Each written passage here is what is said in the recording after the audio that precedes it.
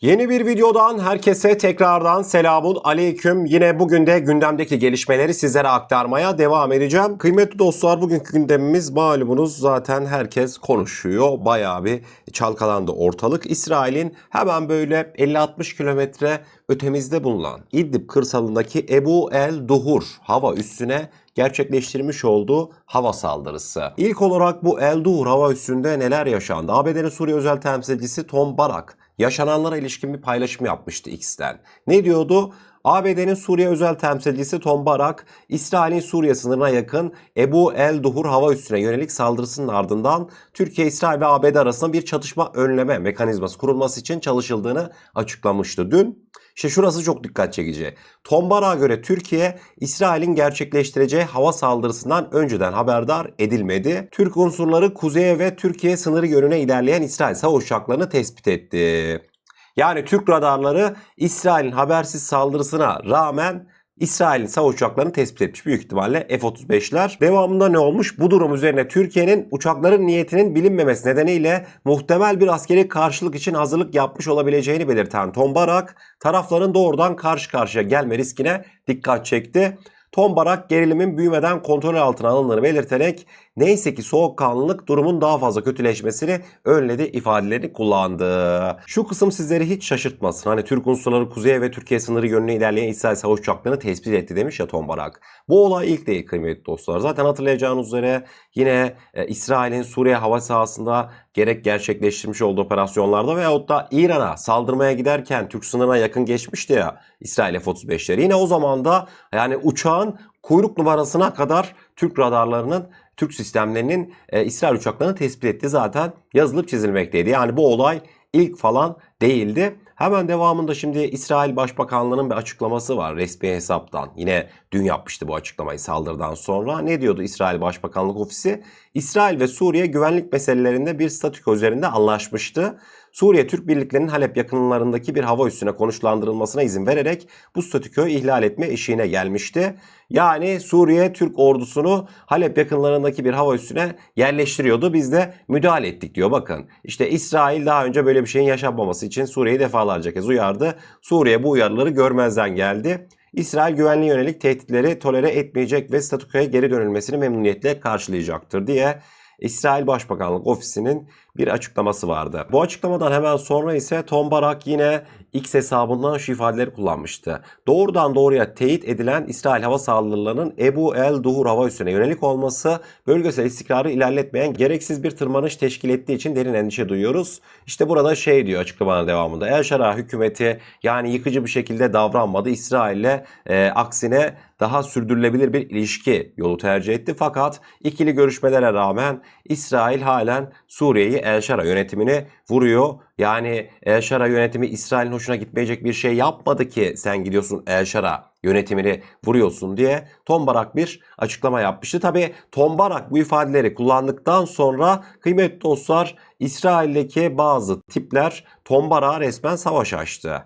Ne diyorlardı? Tom Barak Erdoğan için bir ajan, artık kıçının kovulma vakti çoktan geçti diye gerçekten de hani ağız alınmayacak ifadeler kurmuşlar daha sosyal medyada da burada göstermiyorum. Üstte ne varmış diye soracak olursanız bu Ebu El Duhur üstünde kıymetli dostlar 2-3 tane eski tip Su-22'ler büyük ihtimalle, işte 1-2 tane helikopter, öyle ciddi manada bir şey de yokmuş. Onu belirtmek isterim. Bu özellikle de sizlere geçtiğimiz günlerden izletmiştim ya, artık Suriye Hava Kuvvetleri Su-22'lerle eğitim uçuşu icra ediyor diye. Bu olaylardan sonra böyle bir harekata girişildi. Yine uluslararası basında yazılıp çizilmekteydi. Sizlere pistin o son halinde göstermek istiyorum. Sınırımıza yaklaşık 70 kilometre uzaklıkta bulunan bu El Duhur hava üssünün özellikle de farklı zamanlarda çekilmiş uydu görüntüleri sosyal medyada yayınlanmıştı.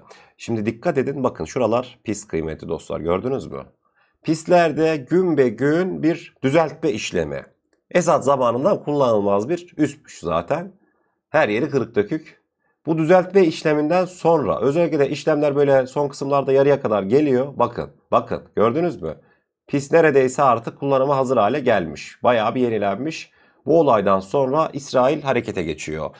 Türk kuvvetlerinin Türkiye'nin özellikle de bu pistin onarımında Suriye'ye destek olduğundan falan bahsetmekte. İsrailler ki bundan doğal bir şey yok. Zaten Türkiye'nin Suriye'ye vermiş olduğu desteği tüm dünya biliyor yani. Bunu kimseden saklayacak değiliz. Bu sebepten ötürü gitti İsrail bu hava üssünü vurdu. İsrail bu hava üssünü vurarak Ahmet Şara yönetimine mesaj vermek istemedi. Asıl mesajı kıymetli dostlar Türkiye'ydi. Cumhurbaşkanımız Erdoğan'aydı. Yani bu tartışmasız bir gerçek. Bak geliyorum senin sınırındaki 70 kilometre uzaktaki bir üssü vuruyorum. Sen o üslere yerleşmeyi planlarken. Türk kaynaklar zaten üste hiçbir şekilde Türk güçlerinin bulunmadığından falan zaten bahsettiler. Tüm bu gelişmeler yaşandı. İşte herkes sosyal medyada haklı olarak dedi. İsrail dedi laftan anlamaz. Haklı mı? Gerçekten bunu söyleyenler son derece haklı. Defalarca kez de zaten bu durumları gördük. Yani bu adamlar diplomatik dilden, kınamadan, uyarıdan, işte Birleşmiş Milletler'den falan filan hiçbir şekilde anlamayan bir topluluk. Zaten Netanyahu şu an Uluslararası Ceza Mahkemesi tarafından yakalandığı yerde enselenecek. Yani bu durumu geçtim. Kıymetli dostlar bu adamların kınamadan anlamadığı açık ve net. Ama acaba Türkiye ne düşünüyor? Yani niye bir ciddi sahada bir tepki göremedik? Aslında bunun en önemli sebebi de kıymetli dostlar Netanyahu'nun son bir haftadır yapmış oldukları. Netanyahu son bir haftadır ne yapıyor? Görüntüleri hatırladınız zaten. Netanyahu kendi ülkesinde yaklaşık 1-2 ay sonra gerçekleşecek seçimler için Cumhurbaşkanımız Erdoğan işte New York Belediye Başkanı ve İran'ın Hizbullah'ın liderlerinin olduğu fotoğrafı geçtiğimiz günlerde paylaşmıştı. Ne diyordu? Eğer ki bana destek vermezseniz bunlar kazanmış olacaklar. Fotoğrafta görmüş olduklarınız. İşte aslında İsrail'in özellikle Suriye sahasındaki hava üslerine yönelik saldırıları da İsrail'deki seçimlere yönelik bir kampanya. Netanyahu Türkiye düşmanlığıyla kendi halkının güya desteğini arkasına alıp ve iktidarını sürdürmek istiyor. Abi ne oldu da geldin sen bir anda Türk üslerini vururuz, Türkiye yanaşmayacak bize, işte Türkiye Suriye'ye destek vermeyecek, Suriye'yi tekrardan ayaklandırmayacak dedin. Ulan biz zaten 10-15 senedir Suriye'deyiz. Bizim Türk üsleri yeni değil ki. Kaldı ki sen eğer ki işte Türkiye Suriye'de üs kurmayacak, Suriye'yi geliştirmeyecek diye falan düşünüyorsan çok yanlış sularda geziyorsun sen. Biz zaten 10 senedir biz bu yolda Rusların uçağını yedik. Gidelim 2015 yıllarına. Rus uçağı uyarıları dikkate almadı. Türk sınırından içeri girdi. Anında sonra bu. Cayır cayır alevler içerisinde yandı düştü kül oldu. Yani mevzu işte Türkiye bir tepki vermeyecek mi? Türkiye neyi bekliyor? Merak etmeyin. Türk ordusu en doğru yerde en doğru zamanda gereken tepkiyi verir. Karşısındakinin kim olduğu hiç önemli değil. Yani Rusya'yı karşımıza aldık. Kaldı ki o dönemki kendi gücümüz gerçekten de bugüne kıyasla oldukça azdı yani. Şimdi bugüne geldiğimizde ben size birazdan güzel bir projeksiyon çıkartacağım. Hani İsrail'i neler bekliyor? Bir de o var. Biz 2015'te Rus uçağını düşürdük. Aradan geçti 11 yıl. 11 yılda Türk savunma sanayisi ciddi bir arada çağ atladı. Anlatabiliyor muyum kıymetli dostlar? Öyle bu işler yani mevzu değil. Türkiye şu an İsrail'de bir seçim kampanyasının döndüğünün farkında. Netanyahu'nun ekmeğine yağ sürülmek istenmiyor. İsrail seçimler bir gerçekleşsin. Ha Netanyahu tekrar başa mı geçti? Zaten bu denli böyle kuduz köpek gibi sağa sola saldırmayacak seçimden sonra şayet kazanırsa. İnşallah kazanamaz ama yeni gelecek yönetiminin de tavrını bir bekliyor bence Türkiye. Onu belirtmek isterim. Diyelim ki artık İsrail laftan anlamadı. Saldırıların dozajı gitgide arttı. Hani derler ya desturle uslanmayanın hakkı kötektir diye işler o vaziyete kadar geldi diyelim. İsrail'e nelerin beklediğine dair şöyle çok detaylı bir araştırma değil. Üstünkörü bir araştırma yapsanız dahi karşınıza bir sürü detay çıkıyor. Kıymetli dostlar şunu belirteyim. Türkiye hava soluyan hedeflere karşın şu an 2026 yılı itibariyle ciddi manada çok büyük bir başarıya sahip ve yerli ve milli imkanlarıyla bu başarıya sahip.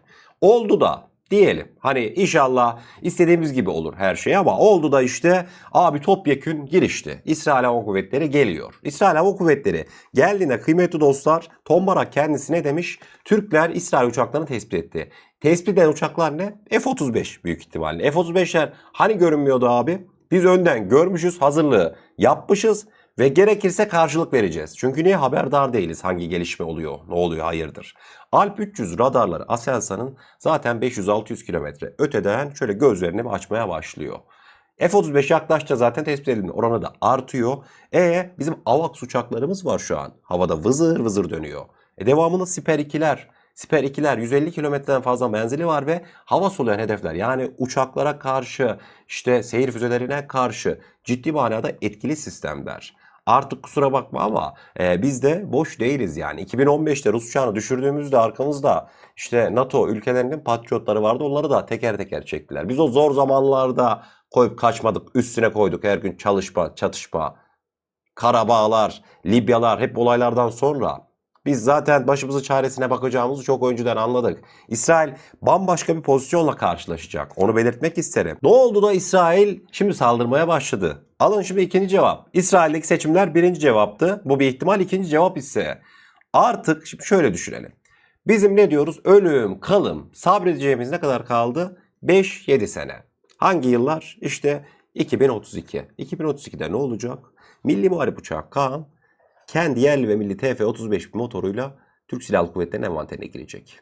2032'de başka ne olacak? Türkiye'nin balistik füzelere karşı bir yerli ve milli kalkan olacak. Siper A, Siper Antibalistik. Anladınız mı? Devamında Kızıl Elmalar, Anka 3'ler ne olacak? Bir hayal edin. O döneme gidelim ve hepsi hava sistemlerimizin kendi yerli ve milli motorlarıyla uçacak. Ben size şunu diyeyim. Çok değil. 3 ay sonra falan Kızıl Elma artık o Gaziantep Şanlıurfa hattında Gökdoğan füzeleriyle devreye atacak. Bu yıl içerisinde Kızıl Elma envantere giriyor. Yani belki de F-16'larla karşılanmayacak artık İsrail. Kızıl Elmalarla karşılanacak ve hava atışı yapabilen, Gökdoğan füzesini taşıyabilen platformlarla karşılaşacak. Abi 2032 yılına geldiğimizde biz Yıldırım'ın testlerini gerçekleştirmiş olacağız. Somali'deki uzay üssünde büyük ihtimalle. Abi Anka 3 neydi? Derin taarruz uçağı değil mi?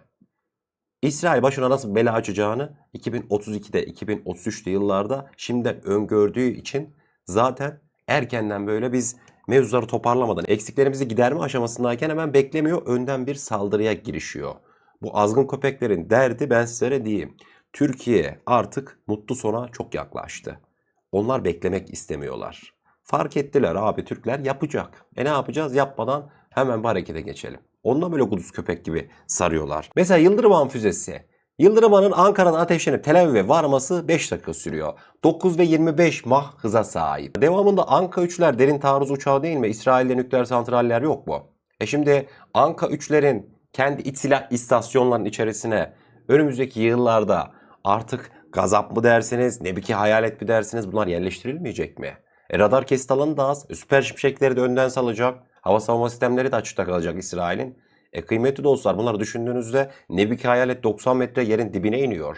Sen gelmişsin Eldur hava üstüne yanaşmışsın da öyle vurmuşsun sığınak delici bombaları. Yaklaşmak zorunda F-35'ler öyle uzaktan atmamış yani son gerçekleştirdiği hava saldırılarında bombalarına. Biz derin taarruz uçaklarıyla insan sistemlerle 90 metre yerin dibine inen bombaları atacağız. Gazapları atacağız. Anladınız mı kıymetli dostlar? Yani bunların tüm böyle karın ağrısı aslında Türkiye'nin ciddi mutlu sona süper finale yaklaşmasından ötürü. Onu belirtmek isterim. Bundan sonra ne olur ne biter Kaan diye soracak olduğunuzda valla seçime kadar kıymetli dostlar bir şey olmaz. Türkiye seçimleri bekliyor. İsrail çünkü iyice artık gözü döndü bu Netanyahu'nun. Başta nasıl kalırım diye bir düşündü. Dedi ki Türkiye karşılığı bana oy toplar. Ondan dolayı böyle bir hamleye girişti. Seçimlere kadar pek bir gerginlik olacağını zannetmiyorum. Başka tehditleri olabilir mi? Olur ama ve lakin Türkiye'nin de bir noktasının bir hani sabır noktasının olduğunu unutmamak gerek ki sizlere vermiş olduğum Rus uçağının düşürülme hikayesi de aslında bunun en büyük örneklerinden bir tanesi. Diyeceğim son olarak şudur. Rabbim ülkemizi tüm belalardan, tüm böyle musibetlerden esirgesin. Rabbim birliğimizi daim etsin. Birbirimize yakın duracağız. Birbirimize sarılacağız. Birbirimize sahip çıkacağız. Ve Türk savunma sanayinin harıl harıl gelişimine elimizden gelen tüm desteği vereceğiz. Son 5, son 6 yıl. 2032-33 sonra bambaşka bir sabaha uyanacağız. Zaten tüm karın ağrıları da bundan ötürü diyorum ve kendinize çok iyi bakın. Allah'a emanet olun. Her şey istediğiniz gibi olsun. Sağlıcakla.